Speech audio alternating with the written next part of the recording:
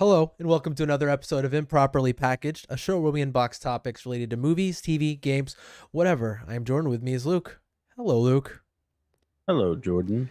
This is so far very, low energy. That was a low energy intro, but you know what? Yep, there's always my laugh at the beginning. My awkward. Yeah, hi, Hello, hi everyone. It's a little old me. There it is again. Oh my goodness. It's just like filler. I don't know what else to do. You're just trying to be happy. Yeah, I feel like when you laugh, it just brings happiness out of you. I think so. So laugh more. Live, love, laugh. I'm sure that's above a lot of people's fireplaces. That's one of the ads that keeps playing on Hulu. So I am unfortunate enough to have the ad version of Hulu right now. Mm. And so every time I Gotcha. watch It's Always Sunny in Philadelphia, the Oh, same. nice. Yeah, I know. The same, like, I don't even remember. I guess the commercial isn't doing that good a job. I don't even remember what it is. It's like the ones with the, like, how to not be like your parents or whatever. Like, do you really need to live, laugh, love? Whatever. It's fine. It's not the worst. You know, when it's like the old days. Like, I haven't had commercials like this in the longest time. But like Hulu, how it is, it's like the same ones will just keep coming. I can't believe it. Yeah. There's so many commercials I feel like out digital ads are that way, especially. Like, I don't remember, I mean, we've talked about this, cut the cord, yada, yada. I don't have to repeat it, but I don't remember when I was on terrestrial cable it being that bad. No. But it seems like you would think like the whole cord cutting thing would have gotten to a point now where like they sell like a normal amount of ads and it like looks like cable does now. But like there's so much of a variety on regular TV that there isn't on like YouTube, for instance. It's like, and maybe it's because I visit all like similar stuff on YouTube, like which is mostly cooking. well, And so they're always like the same people like bought that ad space for those things. And I don't know. I guess so, man. I mean, it's like they're almost like it's built to pester you into going premium or whatever it is. Like, Oh yeah. maybe if we show him the GMC freaking truck commercial with everyone throwing the back of their bed or whatever it is away to get that new fancy that one. does get me. Yeah. Yeah, you like that? You want that one? I do want that tailgate. That tailgate's pretty sweet. You get that one a lot. It's funny because that would not sell to you. No, that's not well targeted. I don't know. Jordan's not in the market for a truck. I feel like most of them are like not well targeted to me. I get a lot of. Not that you wouldn't mind a truck, but No. you're not in the market for a truck. If you want to give me a truck that has like stairs or whatever that unfolds, Stairs. sure. But I don't know. It's that. It's like insurance. A lot of vitamin commercials like cropped up on YouTube for a while. I'm like, what are they saying? Insurance commercials have annoyed me so much. I think insurance is a scam anyways, so it's like I don't want to be reminded how much you're screwing me every month. I know. Because I know you're going to bugger your way out of paying me anything. We're dealing with that right now. We've been dealing with it for 2 years. Got in that accident. Of course, they're doing everything they can to not pay.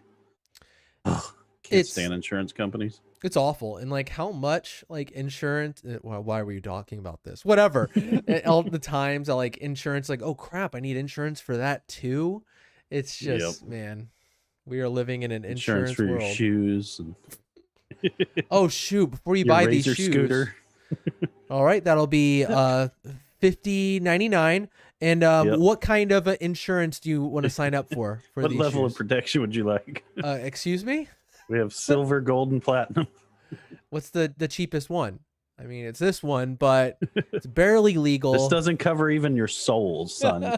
You want better level insurance than this. Dang it. Well, it's at least it's legal. Anyways, oh my gosh, insurance. Jordan, here are the rails.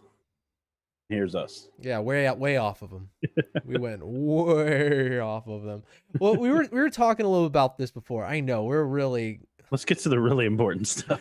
Like how you feel like sometimes you're the only one who wants something in like media and entertainment. We're a little bit more topical now. And I do this. It's whenever you get into like the niche stuff, or at least the thing you think are super niche. Yeah. And not always are actually as niche as you think. I know. I'm still big on physical media. I mean, there's a lot of times where like certain movies, I'm like, I can't find this streaming anywhere. And like, I want to buy it on Blu-ray. I could buy it in HD or whatever, on like a Yeah. digital copy, but sometimes it'll be this thing where I'm like constantly looking for the Blu-ray release that hasn't been, I can name all the times that I've done this. A Goofy movie, Prince of Yep. Egypt, I remember you doing it then. Vanilla Sky. Wow. Yeah. Huh. And You so, wouldn't think that one. and Seven Brides Tom for Seven Cruise, Nicole Brothers. Kidman. You wouldn't think that would be a No, I know. hard one. And it's all these had no Blu-ray release, and I had to like kind of wait. And I'd keep like checking. I'd like go and check. It'd be like, am I the only one who wants this? Come on. And, Yeah. Yeah. For me, it was that Disney special that I told you about. Mm-hmm. Like my mom got rid of the VHS tape, and then it was like so hard to find. It's this Disney Christmas special. And I know everyone's going to tell me, oh, yeah, here it is. No, that's not the right Disney Christmas I mean, special. it doesn't help that there are like 50 of them. So it's. Yeah. But there's this one to me that's like a classic collection. There's a lot of them where it's like the Disney little shorts, little short movies, the Chipmunks, you know. And there's like a newer one with like that 3D. Oh, I cannot stand that 3D animation. It's like, what's the Disney Playhouse or whatever? They have like the party thing when you go to Hollywood Studios. It's like, it's a perfect example of that 3D animation. It's just, oh, I hate it. stand I guess it's cutting edge, but it looks stupid to me. Yeah, it just wasn't there yet. Like it looks good in Kingdom Hearts. These characters look good in Kingdom Hearts now, but what they were trying, it just looked. That's not Mickey Mouse, you know. It's like it's not warm or something. It's just like it almost feels like you're playing like an old video game. Exactly. Like, so you're playing like Myst, and they turned it into like a Disney thing. Oh, that sounds atrocious.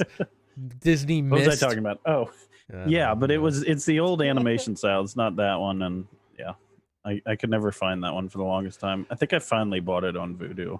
I'll look through somehow the Disney Movie Club. That's something I'm a part of. Unfortunately, it like cost me more. Like, unfortunately, I don't want to talk about. Isn't it up to you? It is up to me. I don't want to talk about the Disney Movie Club. It's weird. Okay, it's a weird service that I still to this day don't fully understand, and it's been 2 years. You're still in there. Yeah, but I only own a Goofy movie on Blu-ray because it's a Disney Movie Club exclusive. And there are several of these. Dozens. Why wouldn't you just buy them and then you'd be done? That's the question, They don't isn't let it, you do Luke? that. No, they do. Oh my gosh, Jordan. There's other things. I can't get all the stuff Jordan. at once. There's a lot of other ones. Like I also got the Three Musketeers. Remember that one with Chris O'Donnell? Oh yeah. Kiefer Sutherland. And Return to Oz. Horrifying. I feel like that's like one of my earliest memories of like an action movie. Oh man. Was that Three Musketeers? I was like, Same. I came out of that just pumped. I mean, you probably would remember when that release date was, but No. we were both pretty young then. Not that level. And I would guess I was like 12, 13 or something when that movie came out. And I just came out of it just like, oh, that was fun. It was like, and I didn't know that story then, so it was all like super new for me. That was my introduction to the Three Musketeers as well. The Bryan Adams song, just make it all for one and all for love. Perfect. But now that's what that song was about. Exactly.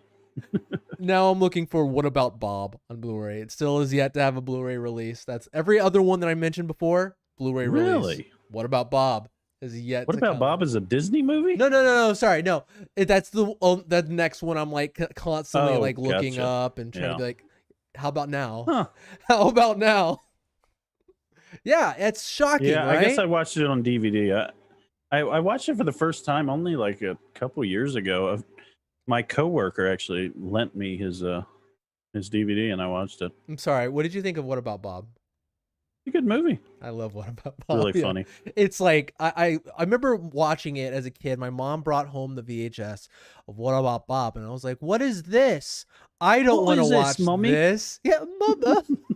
What about Bob? What about Power Rangers? That's what I want. I don't know. I always go British, and then I pull you into it. Yeah, we're all here now. I don't know Anyways, why. I think it's funnier. all right, okay. Luke, what have you been watching / playing / listening I'm to? sorry to everyone for all that. It's fine. I mean, I'm not everyone, but it's fine to me. I mean, I'm gonna do something a little different. I'm just gonna like run through things because I'm just gonna forget and not mention them next week. So, just a few things here. 21 Pilots, all right. new single with 2 songs called Choker, and then the other Open. The other one's Shy Away. Choker's pretty good. They're both good songs. I mean, those guys are great. Yeah. Manchester Orchestra released a full album called The Million Masks of God.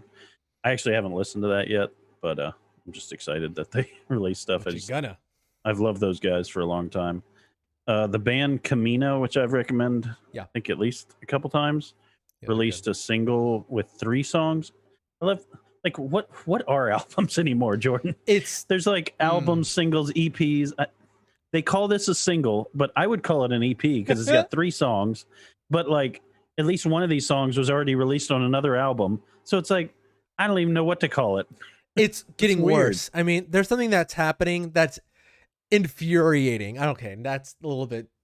It's confounding. I'll say that. Where like a band they're leading up to their full release. They're leading up to their full album. But it's common they'll release singles leading up to it, right? That happens all the time. But Floor did this thing where it's like the singles would build on top of each other, and it would be like, here's that's this what's happening with the band Camino, and here's this. It was Roses, then it was The Last Cigarette, and now it's Sorry Mom. That's the newest one I was about to talk about. Yeah. But what's on Sorry Mom? Roses. One Last Cigarette. Exactly. Like, don't do that. Don't do that. Yeah. Release a single with 1 song. That's fine. It's like about this like curating content kind of thing now, where it's like kind of blurring the lines. It's strange. It becomes about like, well, we gotta have content, we gotta have things out there. Yeah. I don't know. I don't understand it. Yeah, I'm looking at it. Roses was by itself in 2020. Then One Last Cigarette came out this year earlier with Roses and One Last Cigarette. And now, it's powering up. Told you, but ridiculous. The album's powering up. Here it comes.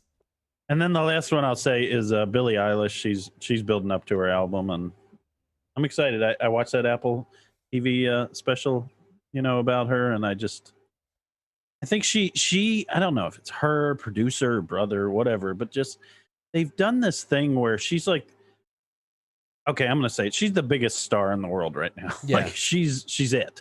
Like she's the biggest name in pop music, pretty much. There's other stars, but she's like the one that everybody knows right now. And they've done this cool thing where like releasing that special, the stuff she puts out on Instagram, she gives you this like intimate feel.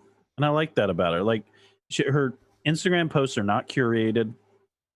You can tell it's just like, I'm sure they're helping her. I mean, somebody with 80 million Instagram subscribers, there's going to be like don't post people behind it.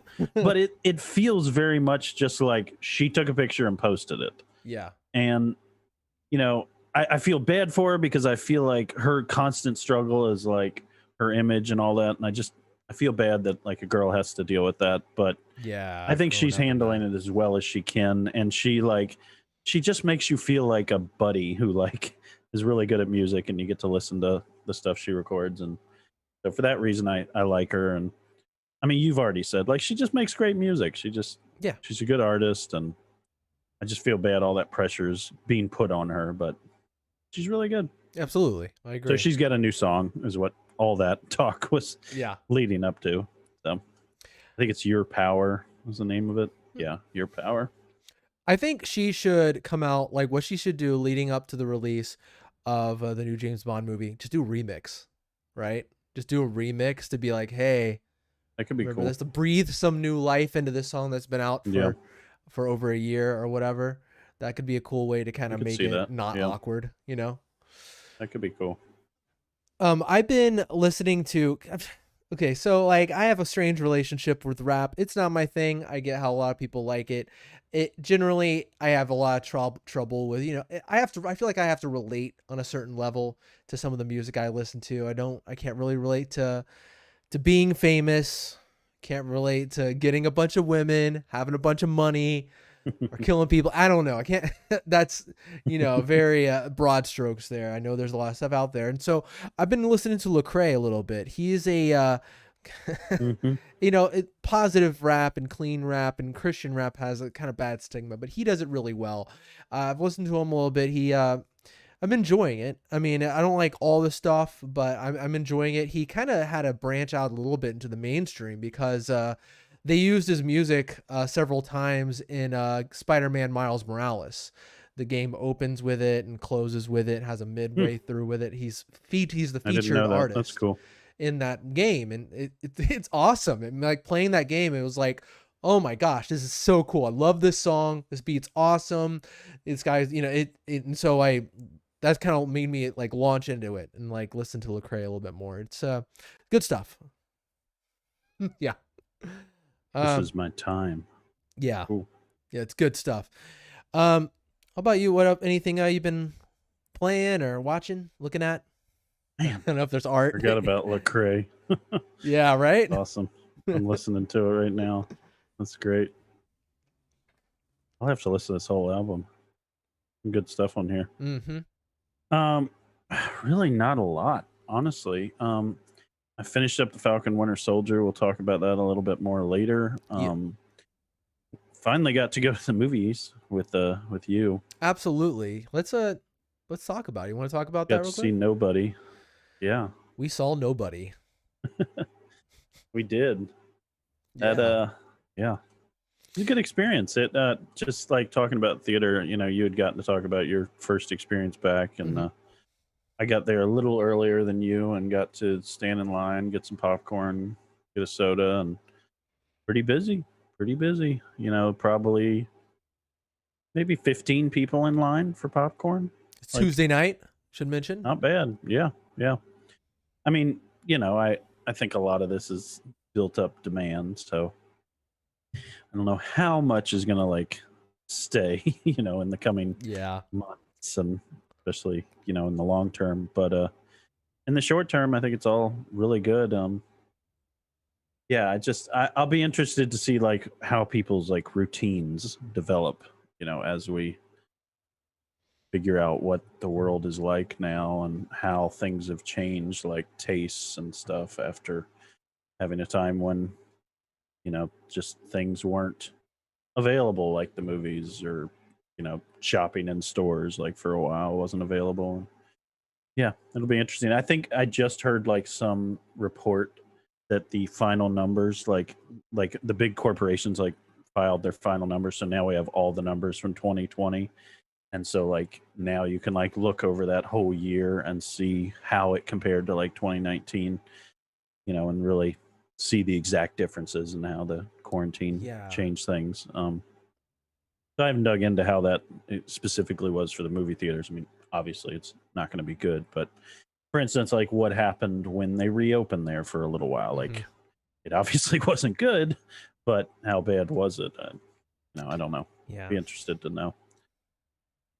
So yeah, overall, I think it wasn't super busy in there. We're spaced out, so it was a little hard to tell how many people were in our theater, but it was probably close to capacity. It's like I said, Mhm. it's hard to tell when you can't reach capacity because of the seating with the spacing of the seating.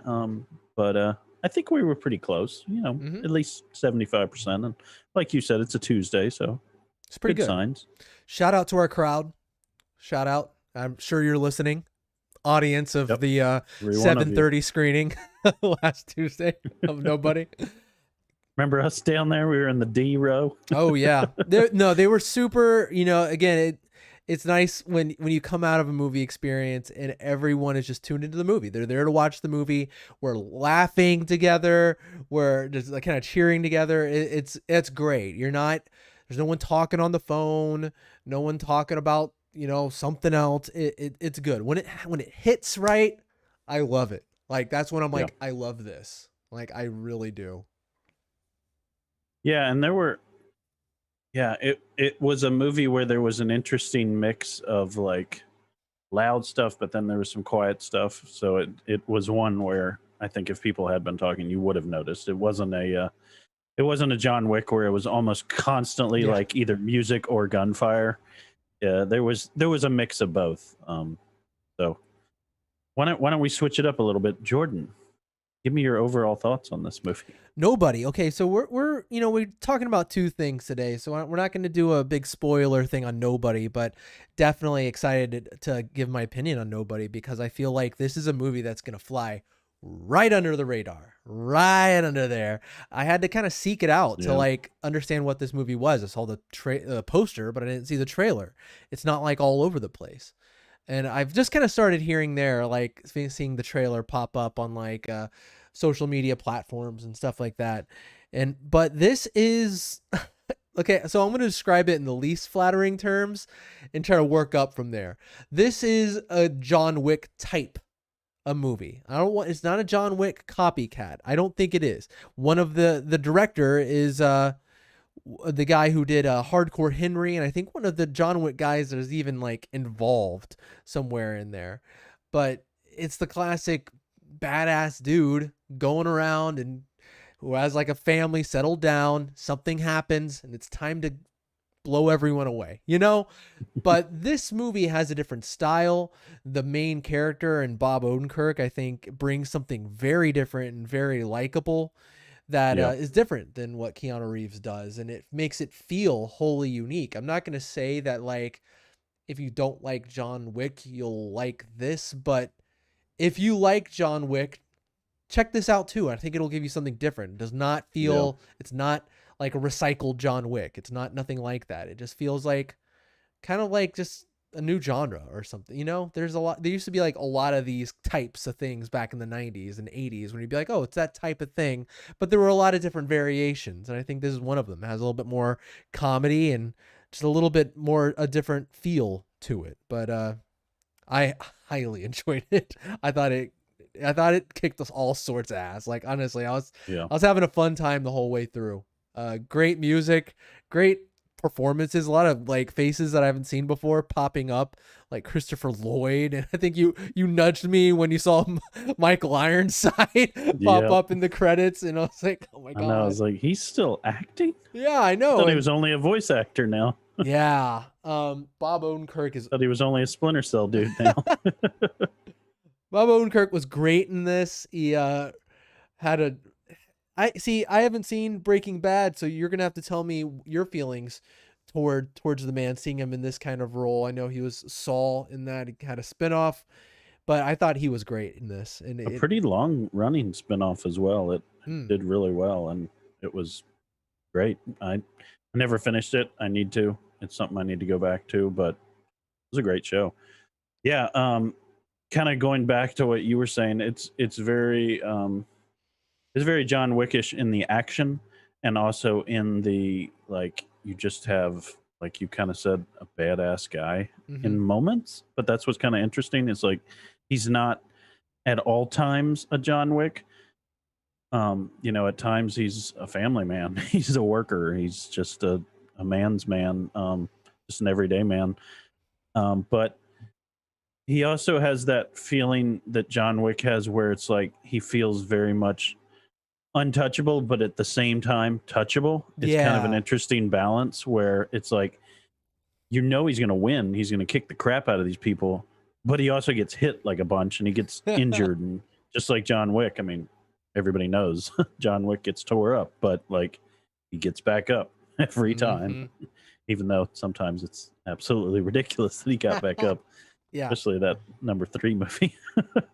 um, Oh yeah. but yeah, I mean that fight on like the bus, like it was to me that was like if somebody could just like see that fight, it's like, look, if you like this, you're gonna like the whole movie. Yeah. Because that's a good example of how the action is. And if you haven't seen the movie, obviously you don't know what I'm talking about. But it's a cool, I would say, fairly original way of filming a movie where with the action and also with the the storytelling, how there's like a lot of fast forwarding. It's very tight. We've talked about this before, where it's like the storytelling is like only the important beats are being hit in each scene. Like when he goes in to see his father in the one scene, like it like shows like these little snippets of what happened, and then it gets right down to the conversation. I love Yes. that. It's like exactly like don't waste your time with the slowly come in, pull up a chair, and how you doing, Pop? No, it's like boop boop boop, and then like this is what's Yeah. happening. I got to do this, and then he's on to the next scene. And I love that.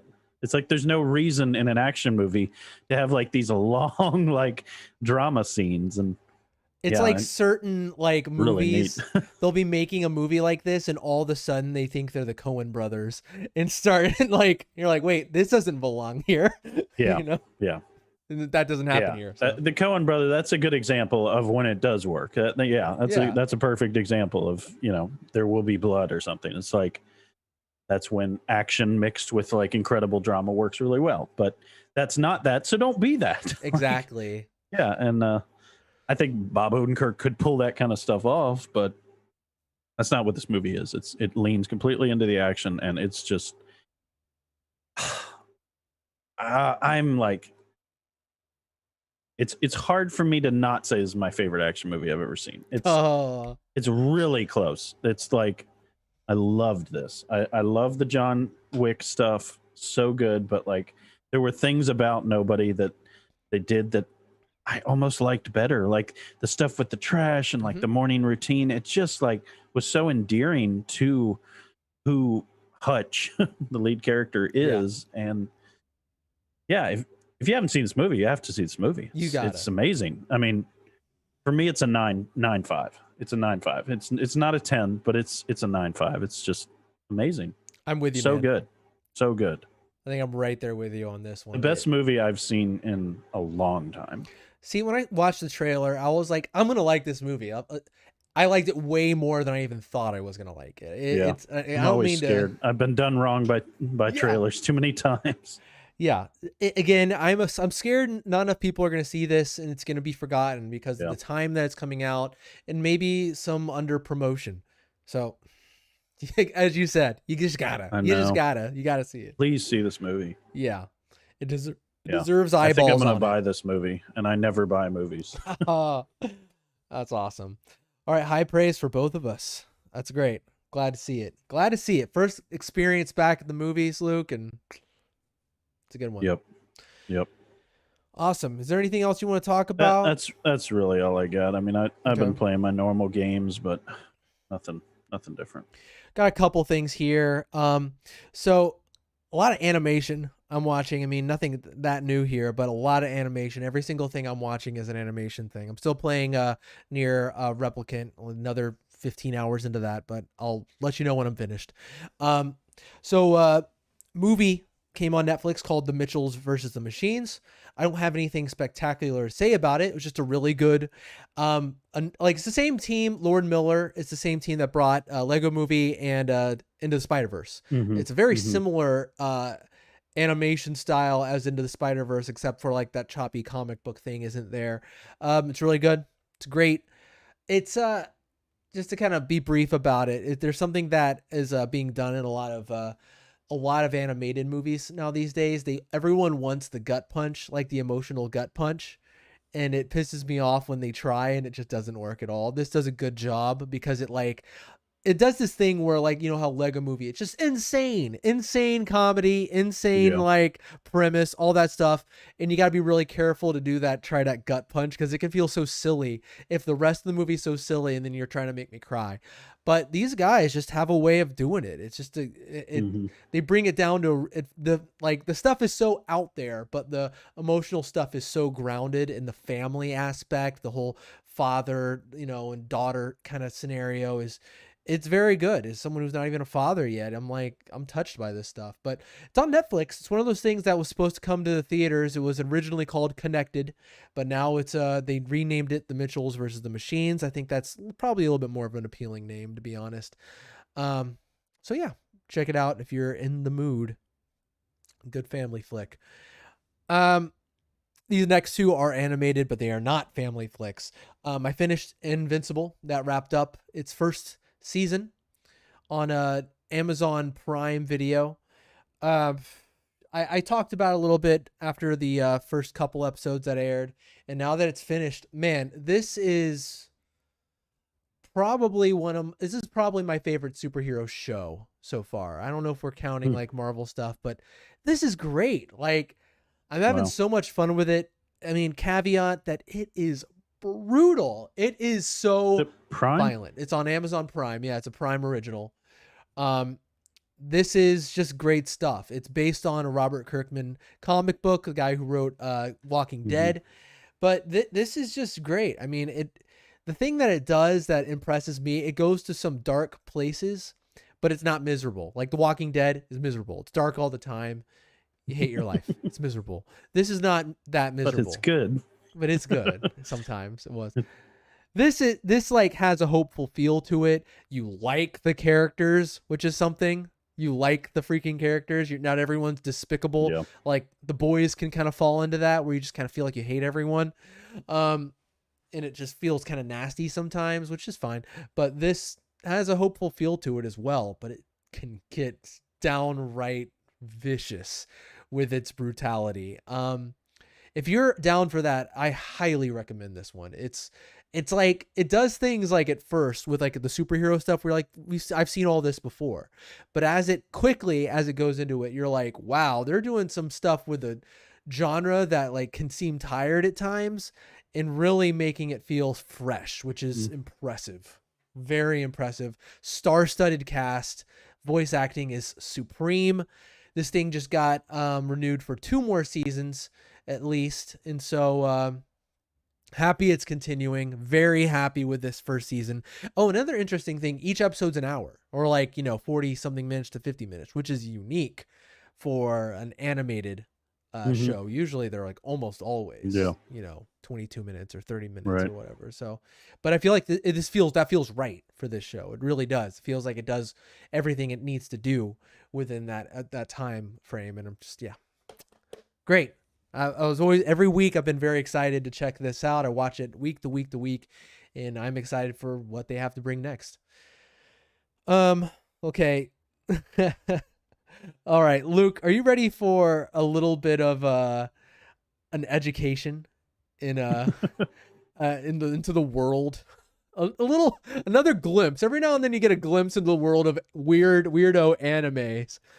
With Jordan, are you ready for another weirdo anime? I don't know if I am. I don't know either.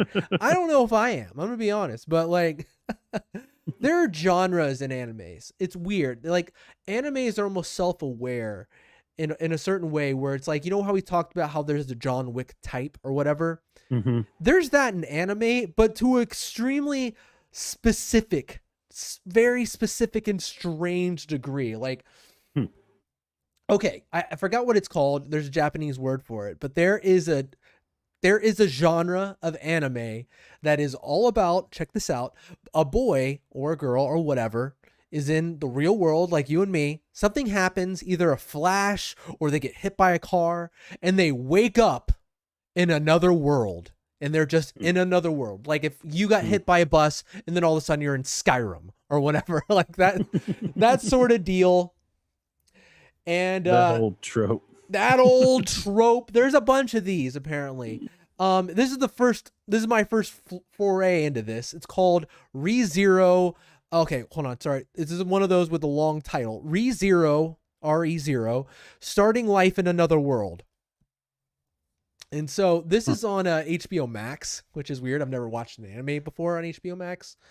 But what a weird freaking thing this show is. It's like a boy just like flashes into basically a fantasy world. He's like doing nothing. There's like no like build up to it. Like the first scene, boom, hey, oh, what? I'm in this weird fantasy world. He's like kind of self-aware. He's like, oh, where's the, like one of the tropes is like there's some hot girl or whatever that's going to show him around. And so he's like, where's the hot girl that's going to show me around? It's so... I'm reading the synopsis. Yeah. And like the show starts off and I'm like, oh boy, I know what this is. Every girl's gonna love him. It's like one of those fantasies for like dudes to watch and be like, oh, look at all the hot girls that are falling over him. And it kind of feels that way at first. There's a lot of flirting and all that stuff. And there's some action here and there. But and I'm like watching and I'm like, this is written pretty well. I'm enjoying it. But I wanted to talk to it. I wouldn't have talked about this show because up until now though, because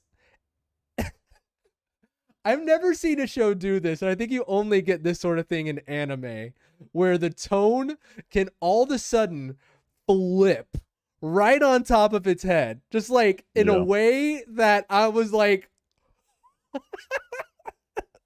I'm sorry, I'm like, it is ridiculous how this show goes from happy-go-lucky fun time, a bunch of endearing characters laughing and having a bunch of goofy moments, to oh my god, this is some of the darkest crap I've ever seen. Because like what this show does, it combines two tropes: the boom, I'm in another world, and it does the Groundhog Day thing. It does the Groundhog Day thing where you die, right, boom, you're back. That's how it works with him. You can continue forward into time, but if you die, you go back like a little ways or something. Or as most people know it, the Palm Springs thing. Oh, of course, the Palm Springs thing. Or maybe the Live, Die, Repeat / Edge of Tomorrow / whatever you want to call it thing. But man, this show can be so like ridiculously over the top dark because when, you know, like I almost commend it for this because most of these type of things, Groundhog Day things, they almost make it comical. Like in Happy Death Day, whenever they die, it's like, oh, you know, jump in front of the bus. Yeah. Oh, okay. Oh, I need to try over, jump off a cliff. But they make death feel weighty. Like this kid does not want to die. Dying sucks and you never get used to it. And they keep finding horrible things to do to this kid. And it's not funny. It is awful. And he'll like really start to like these people and see them murdered brutally. And it's just, and then all of a sudden they build up. And yet you continued to watch it. I know. Like there was a thing that happened once. Something insanely dark happened. And like, basically, this isn't a spoiler because the kid dies all the time, but how it happens, one of his loved ones was in his arms dead, and like hell basically freezes over and he freezes solid and his head falls off. Credits roll over that image as snow is falling on top of his head. And I laugh. I couldn't. It's not supposed to be funny. It's not funny. But I just like, I can't believe this. Yeah. It's the absurdity and the audacity of it. But somehow it's good. Somehow they'll do that and then they'll settle down and slowly build back up to being like this optimistic kind of cheery show. That is so strange. It's insane. It is crazy. Like my wife isn't really watching this one with me. She's kind of just usually playing Switch and I'm like watching it. She'll like glance up and be like, what? You know? Yeah. But I don't even know if I recommend this one. It definitely, if you're like listening to this, you're like, oh, I gotta check out this anime thing. I mean, I don't start with this, but I had to talk about it. After I saw that episode where the head fell off and the credits rolled, I was like, God bless anime. I've never seen this crap before. I can't believe it. ReZero, people. All right, I'm done. Boy. That's what I got. You ready to talk about some Falcon Winter Soldier? Sure. Let's do it. Sorry, I feel like I got a lot off there. Me just watching this alone, I feel like a lot of pent up emotions. Need somebody to yell at. Yeah. A mic. What did we just see? Exactly. What? All right. So, Falcon Winter Soldier. I mean, it's been done for like over a week, but we wanted to talk about Mortal Kombat first. Gave us a chance to like kind of recoup and catch up on it and everything. So, but yeah, it's over. I kind of get the feeling I'm not gonna have quite as much to say about this one as I did with WandaVision. But why don't you start us off this time, Luke? What are your thoughts on Falcon Winter Soldier? This show. I don't know. I'm very mixed coming away from it. It's hard for me to say bad things, but at the same time, I'm not crazy about it. It's just, I don't know. It says a lot in the last two episodes that they didn't say a lot in the first four. So, yeah, I was very mixed. Like, obviously, they talk about racial issues basically the entire last two episodes, Oh yeah. along with a little bit of like political commentary, basically on like refugees and like immigration. And I don't know how I feel about that.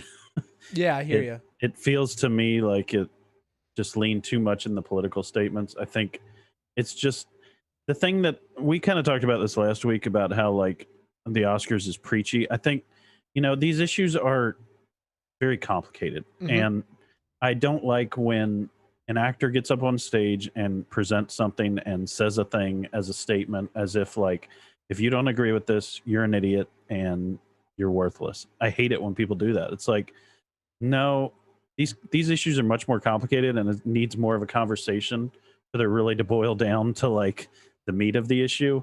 And for you to make like a statement against like borders or immigration or like being black in America, and I'm a white man, so I'm not going to act like I know what that's like, but I know that it's complicated. Like I know enough about the issues to know that Hmm. they're complicated, and for that reason I never like it when media gets preachy, because I think they just present their opinion and it's just like, here it is. If you don't agree with it, Yeah. screw you.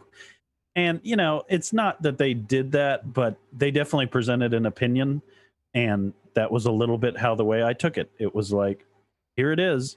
This is what you should think.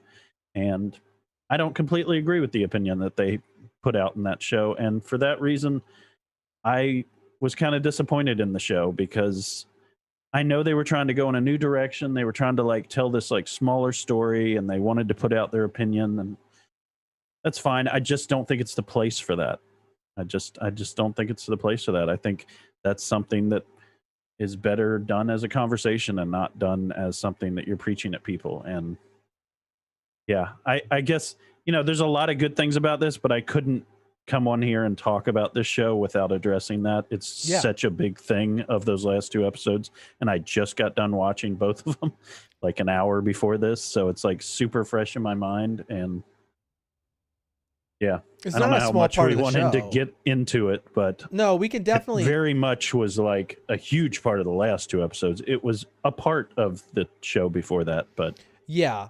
yeah, I I don't def think as much. I definitely got some stuff to say about that for sure. I'll probably wade into a little bit more when we talk spoilers, because that's where a lot of my opinions on that lie, where I don't feel like I can talk about it.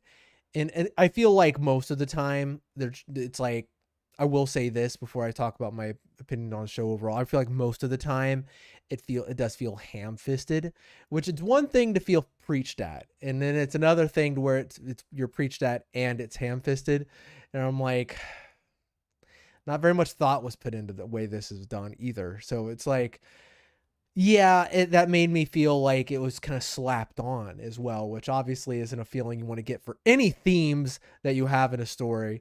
How I felt about the show is in general, though, I liked it. I felt like there were a few highs, but mostly I felt like I was kind of just like vaguely enjoying it.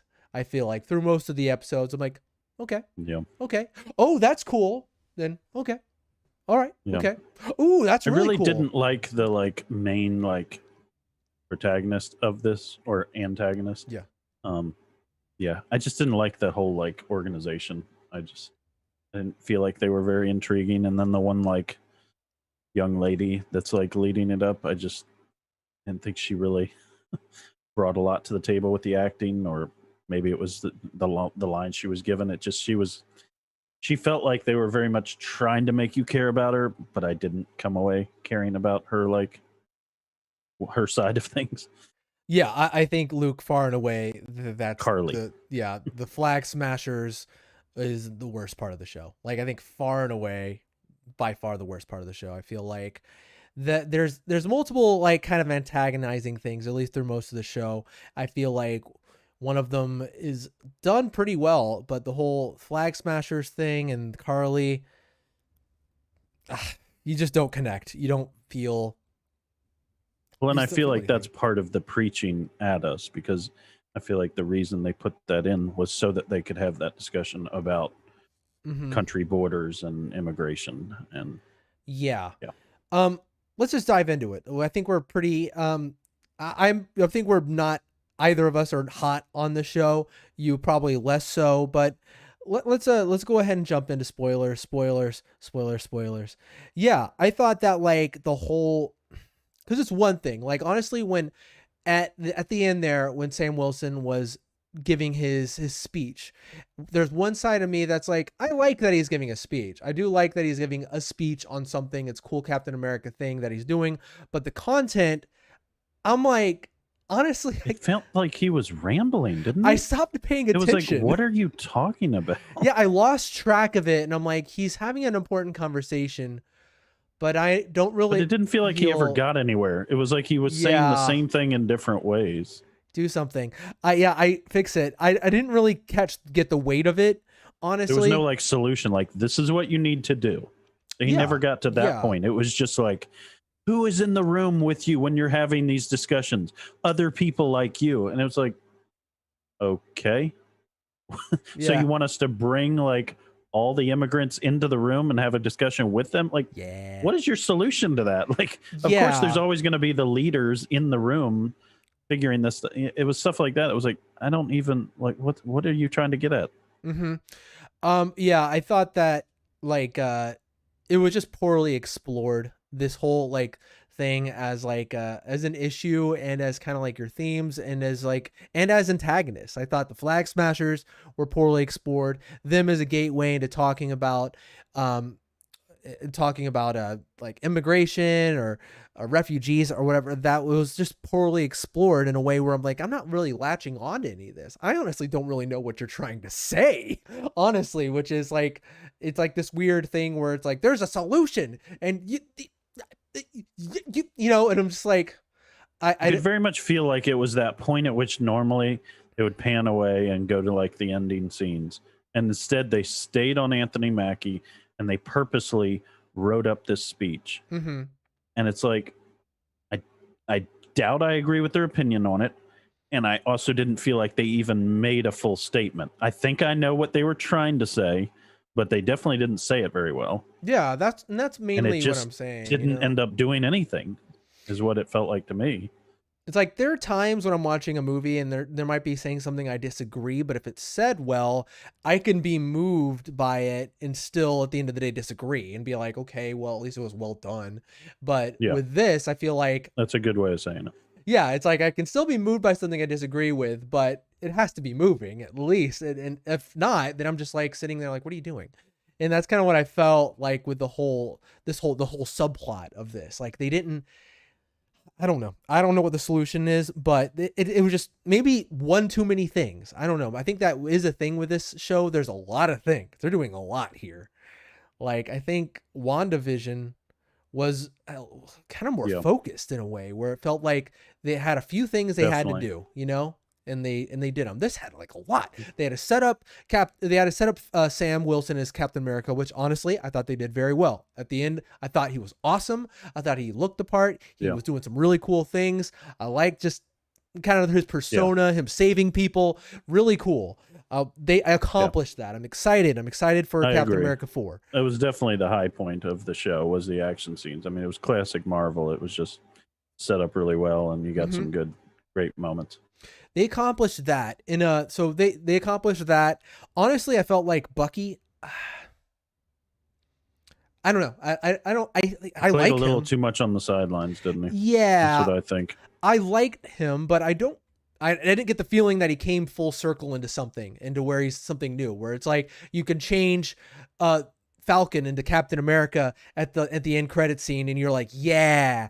But if you change Winter Soldier into anything, you'd be like, okay. Like if you apparently there was a discussion about changing him to the White Wolf, and then I'd be like, well, what does that mean? You know what I mean? Yeah. Well, I think my biggest annoyance with the Winter Soldier, Bucky, whatever you want to say, is like the Winter Soldier was presented to us as this like bad to the bone superhero. Mm-hmm. You know, he didn't have the serum, but he was bad to the bone, and he used that arm in like an incredible way. And Captain America: Winter Soldier is one of the high points of all the Marvel movies. Mm-hmm.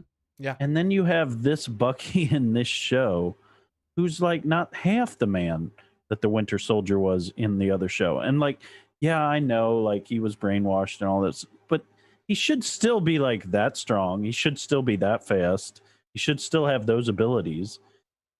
And I don't feel like he showed it at all. It just was like, I never felt like he was, you know, the Winter Soldier of yore. That makes sense.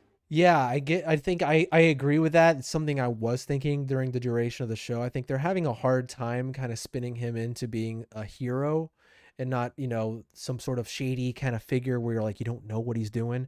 Like those scenes in Winter Soldier and the scenes in Civil War, I felt like you're like, man, he is awesome. But here it's like, and also in like Infinity War and Endgame, the little that he was in those movies, you're just like, okay, he's there. You know what I mean?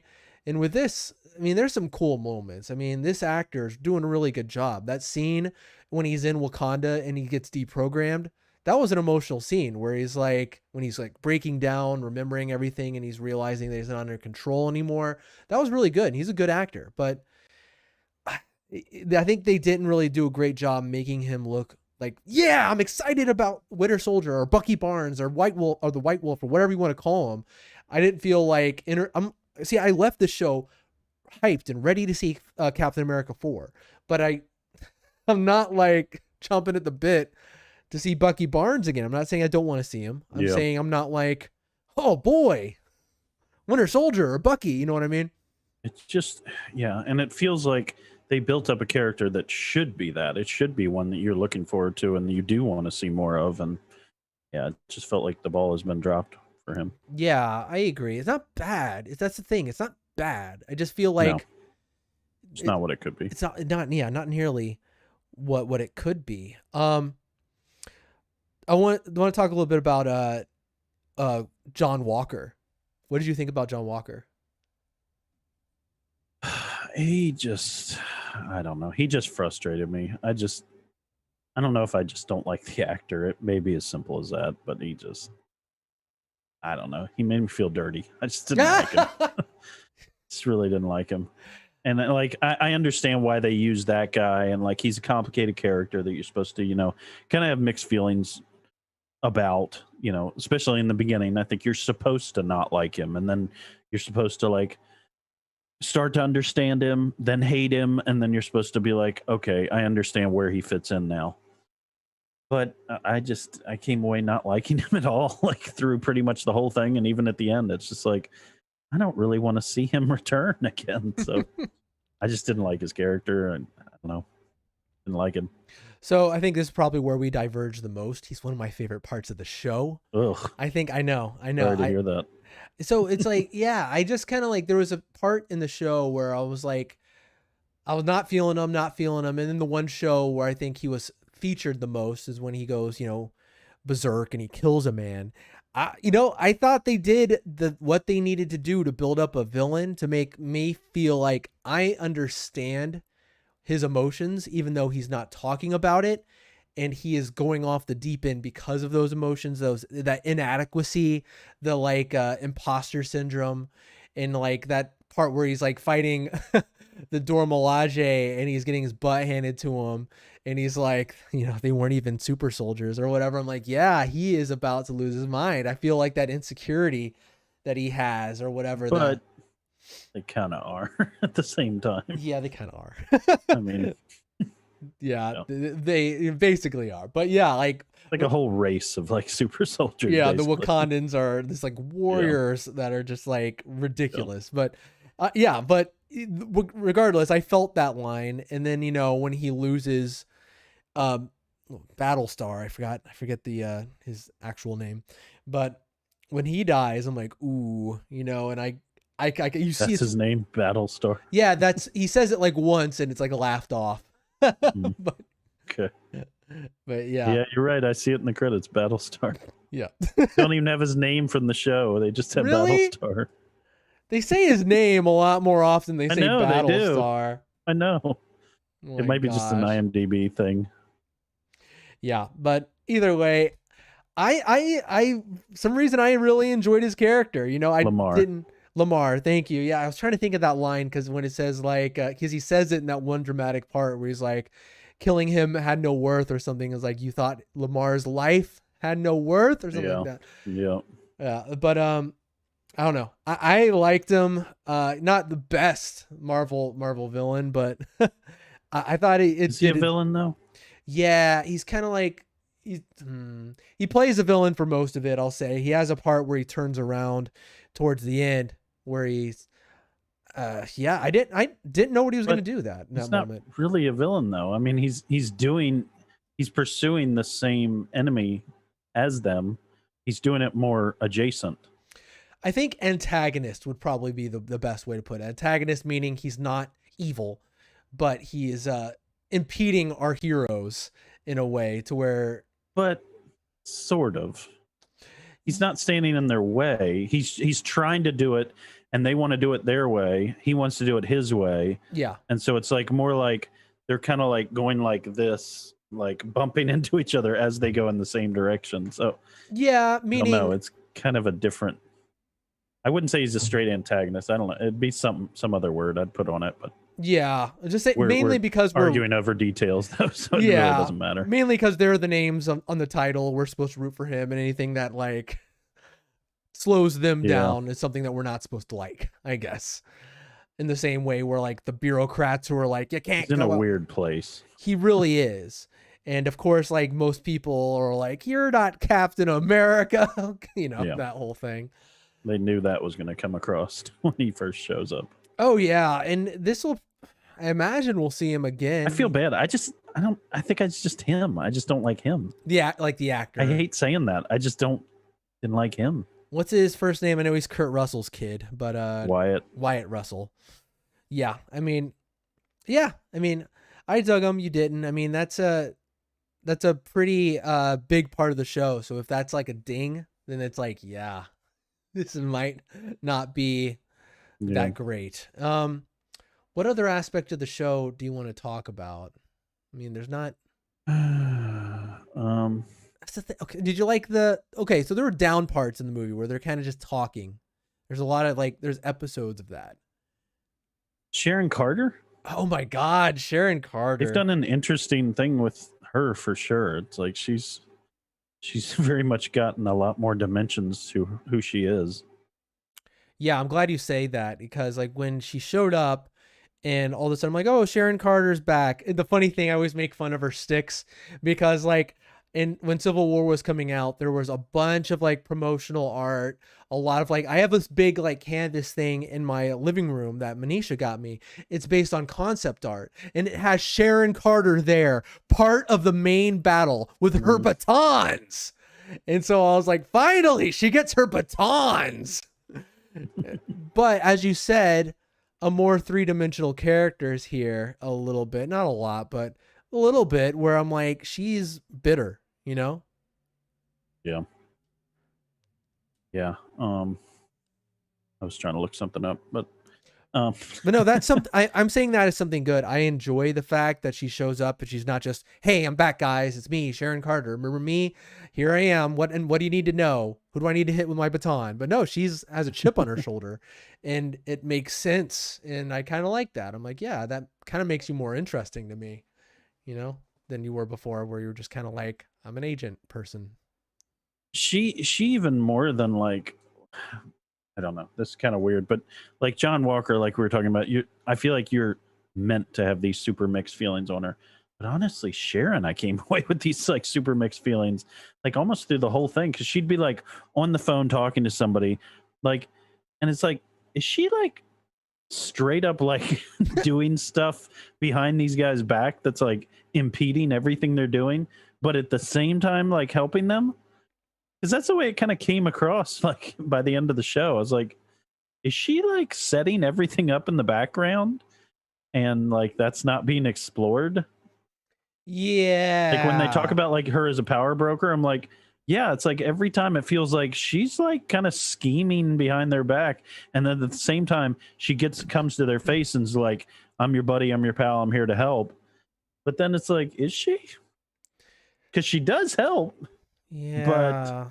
yeah, that's why I like came across really like mixed, and obviously the after credit scene was like, okay, she's Yeah. Is she she's fighting her whatever own she people? is. Like, is she sometimes like fighting her own people? Like, and That's when what I'm they're, saying. yeah, where it's like, is she killing her own men? Where It like, sounded like she hired the one guy, right? In that yeah, last episode. yeah, she hired So Batroc, yeah. and so But did she hire him to like fight, like fight Bucky I or think it was fight that she hired him to Falcon keep or an eye on the flag smashers, but I don't know really to what end. Honestly, it didn't seem like that really amounted to too yeah, much. because he definitely ended up helping them. Yeah, So he helped them way more than he yeah, helped her. you very much come away like not knowing whose side she is. At least that's how I did. So Let's just yeah, say it. The plot is one of the worst things about this show. yeah. That's one of the things. I like a lot of the Any character plot stuff, where you but come away not knowing, like having all these questions that we have, to me, like that's a big red flag that you're done something wrong. yeah, this isn't Tenet. This isn't even like Inception or The Matrix, where you're supposed to have some questions. These just No, should these are just like, who's doing what? Like those are the worst. yeah, exactly. This is supposed to be it's honestly a pretty should be a pretty straightforward plot. There's just the way it's staged sometimes. I'm like, so They how throw did a lot of caveats into it. They have their agenda things that we talked about at the top of this, and then they have stuff like Sharon Carter where it's like she's not just a character returning trying to like redeem herself. Instead, she's like gotten this new like underground life, and yeah. like we said, she's some kind of like power broker. It's like, I don't know. I keep saying power broker, but like that's what they say. So Yeah, it's I what just don't know what that means. yeah, yeah. She sounds like she's like an underground boss, like she's running like an underground like crime, you know, Mhm. I don't know, syndicate or something. Isaiah Bradley is one of the other big characters who is a factor in the show. He's mainly like for the most part he's kind of stirs in Sam a lot of the kind of like the conflict, like the racial conflict or something Yeah. within. I think he's the one who really stirs that. Honestly, a lot of that stuff I didn't mind. There was one scene I was like, this felt like it was thrown in, and it felt ridiculous. I think you know what I'm gonna say. It's this. What do you think I'm gonna say? Where I'm No, like, go ahead. it's the scene where they're in the neighborhood and Bucky and Sam are just having an argument, and the police show up and they're like, "Hey, what are you doing? Oh, Is he yeah. bothering you, sir?" I'm like, That was like the first or second episode. honestly, it's like regardless to of what you think, this isn't like I felt like I was watching Lovecraft Country, which is a show that's like based in the 50s. Like this is come Yeah. on. Sir, is he bothering you? Sir? It's like this felt really tacked on. There's some other things that are brought up regardless. That's a perfect example to me where it's like that's not something you should just make a statement in a show. That's something that requires a lot of discussion. Like Yeah, racial that's issues are serious. not one-sided, and I hate it when people are just like, America sucks, they're the most racist terrible country. It's like it's not that simple. Yeah. Like hate exists, we can admit that, but it's not that simple as just the stars and stripes represent hate. It's like not that simple. Yeah, absolutely. And you know what? And I Not can the kind of issue you should bring up in that way. yeah, I agreed. And as far as like a lot of the debate or whatever, whether it's immigration or whatever that happens in the show, I thought that argument, the one about, you know, what does it mean for him to be Captain America? I thought it was the most well handled. I'm not even saying well handled, but in a place where I'm like, I see the two sides here between Isaiah Bradley's influence and what Sam's heart is telling him and what kind of Steve put in him and all that stuff, and where he lands at the end of the whole, we helped build this country. I'm going to fight for it and all Yeah. that stuff. I felt like That was the one when he said that. That was the one thing. After all my complaining, that was the one thing I could definitely agree with. It was like, to me, that's more of a level-headed thing to say. It's like, yeah. even though there may be mistakes in this country, it's like, this is our country. I'm going to fight for it. And it's like, okay. Yeah, there's some optimism here. I think it's not all we're all terrible. There was that scene where, Isaiah Bradley's like, you're going to tell the truth. What are they going to do about it?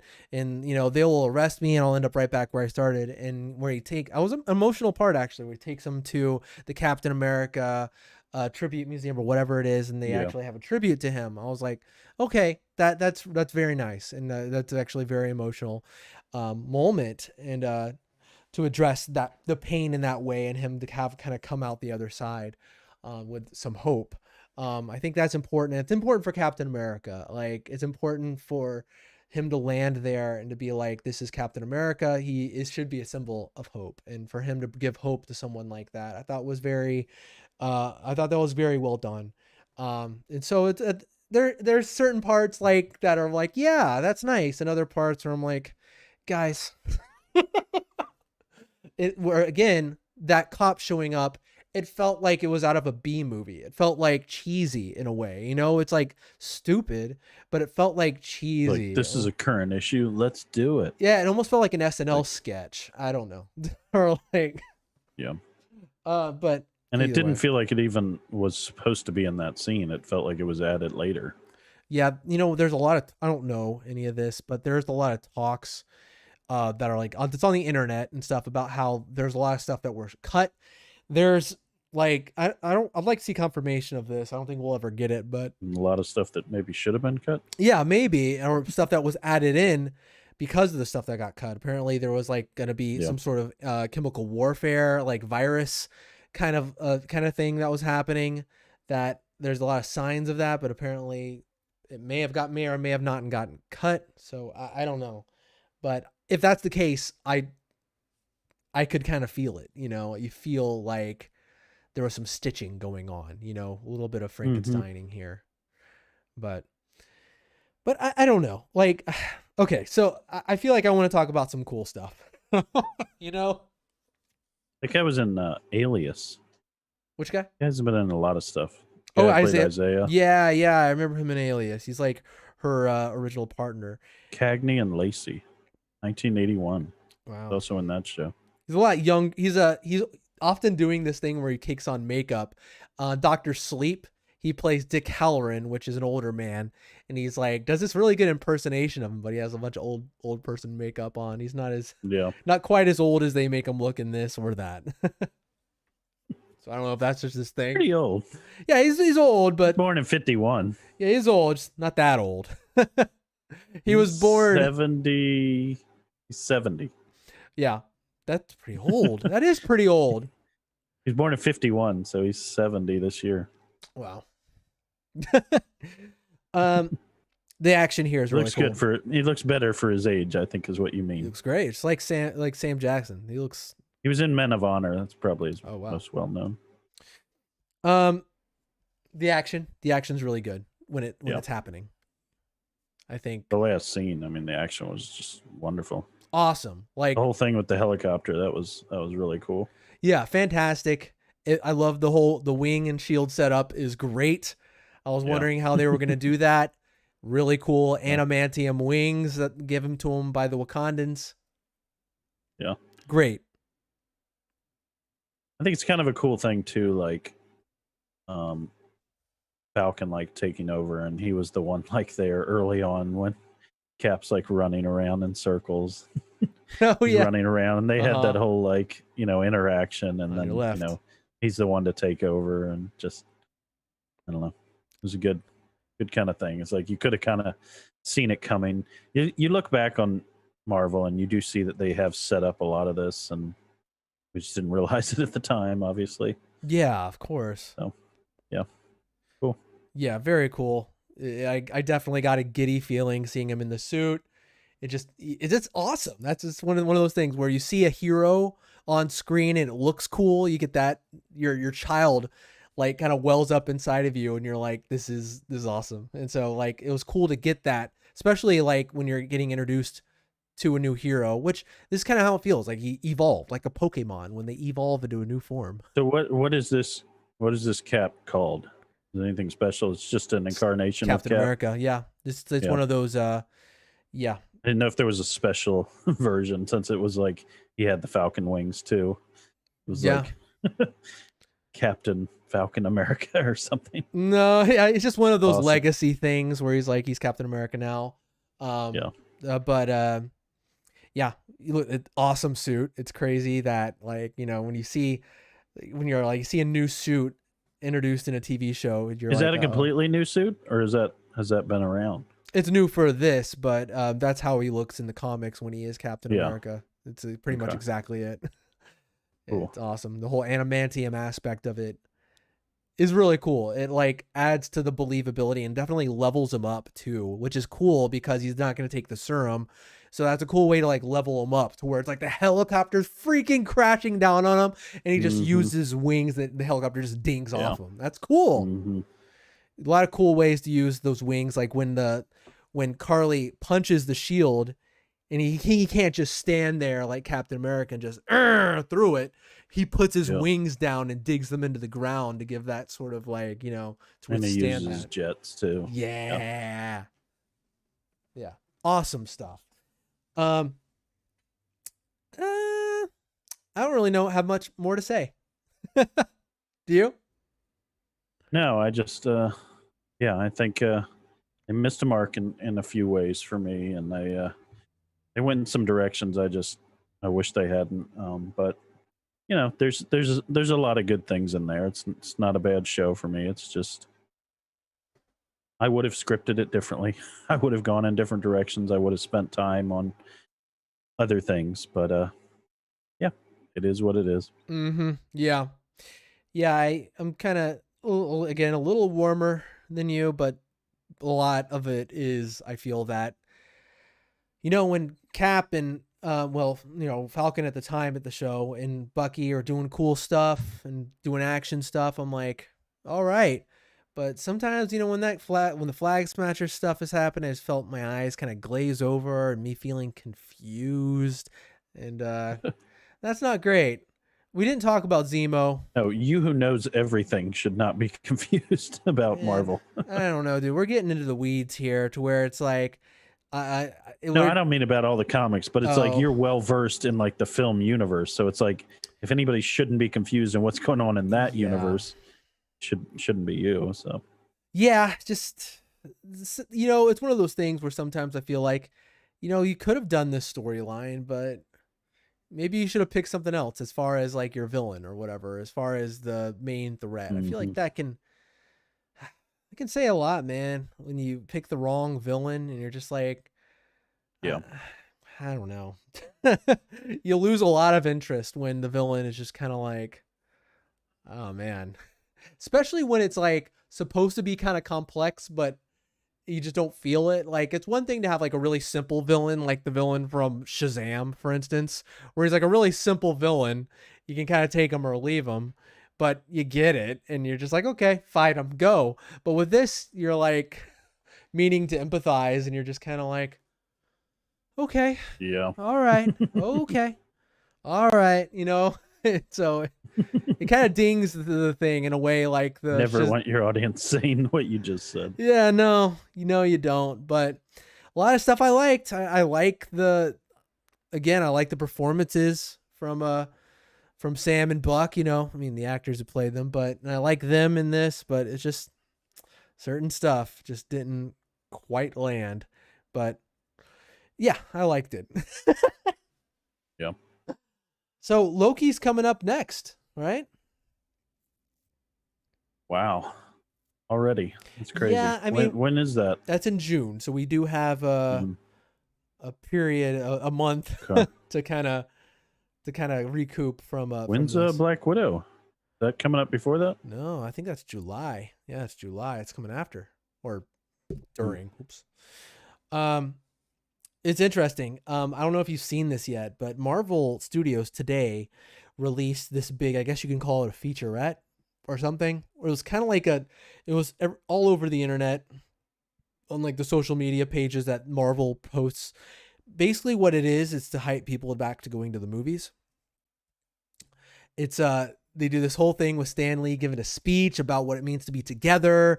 That's your, be with your brother and your sister and being together and all that stuff, and showing a bunch of clips from the MCU. And like, then they start showing they start showing like basically phase 4. They're like, here's a clip from Black Widow. Here's a clip from Shang-Chi. And they showed a brief little clip of Eternals. And there's a poster on the IMDb page for the Eternals. Like all of them in uniform. Sweet. Let me check that out. And then they showed all their other movies. They said what the title of the Black Panther movie is going to be. Black Panther Wakanda Forever. And the new Captain Marvel movie is going to be called The Marvels. So, I don't know. Yeah. Yeah, I see it. I haven't watched it. I'll watch it. Yeah, it's cool. It's like it's pretty hype. They're hyping up going back to the theaters, and it's kind of good to see. It warms my heart a little bit, and it's crazy. The year is almost up, and we have Eternals is this year. That's just crazy. It just doesn't seem like it's going to be this year. 4. We have 4 this year. This last half of the year. I forgot the Eternals was this year. I remembered Spider-Man, but yeah, crazy, right? Just feels like a movie that's just been coming for so long. Yeah. It's just never going to get here. Same thing with like Doctor Strange. Like that feels like it's never going to come right 2000, now. Is it next year or the year after? I think it's next year. Or Love and Thunder. Like that's another one. I know. So it's never going to come. Never. It's just it's a hypothetical movie. Guardians of the Galaxy, never coming. Never. Fantastic Four, forget about it. Oh man. That one even more so. Yeah, that one's the last one. They have dates for every single one of these movies in their little trailer. Like dates, solid dates. But no, it's a TBA for Fantastic Four.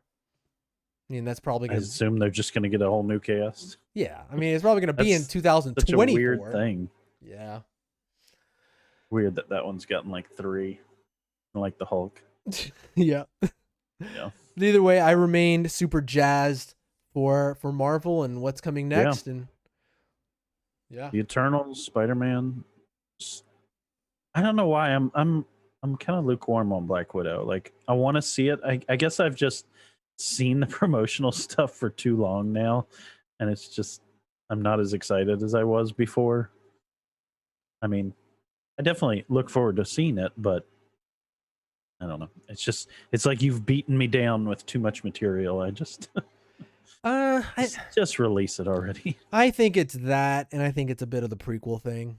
I think that for me, that's definitely it. To where it's like that doesn't help. You're not hyping up a character that we're going to see more for. We're building towards a future. The future has culminated for this character. And so it's kind of a weird thing. They didn't handle that well. Yeah, with like Solo, I like Solo. I'm like one of the outliers that like Solo, but it's a weird thing to be like, here's this prequel for a character who just died and will no longer be relevant in this universe. You know what I mean? Mm-hmm. And so it's probably going to be a similar kind of enjoyment. I kind of depend. I mean, it could be better, but watching it, Iron Man is the way it should be handled. It's just perfect. Build, crescendo, end. Linear storytelling is how this franchise has always usually been for the most part, and except for obviously going back for Captain America, go back for Captain Marvel, but these are characters that are alive anyways. Anywho, yeah, I'm looking forward to it. Did you see there was like a billboard that a group had paid for to bring back Iron Man? Yeah. It was like on Hollywood Boulevard. I did see that. I can't. Okay.